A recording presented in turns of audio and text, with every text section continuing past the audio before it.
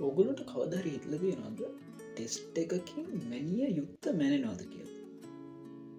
උදාහරණයක් දිහට ගනිතය පරීක්ෂණයකින් ගනිතයමද මනින්. එතකොට විචාරාත්මක පරීක්ෂණයකින් විචාර ලිවීමේ හැකියාමද මනින්.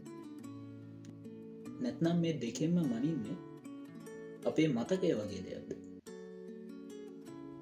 මේකට ස්ටඩිස්ටික්ස් වල කියනවා ටෙස්ට් වැලිඩිටි කිය. ඉතින් මේ වැලිඩිටි කියලා කියන්නේ ඒ ටෙස්ට් එකෙන් මැනිය යුත්ත කොච්චරක් සාර්ථකව නැත්නම් කොච්චරක් නිවැරදිව මනිනෝද කියන එක. එතකොට අපි ඉස්සල්ලගත්තු එක්සාම්පල් එකත් එක ගත්තොත් ගනිතය පරීක්ෂණයකින් ඒ අදාළ ගනිතයම කොච්චරක් නිවැරදිව මැන්නවද.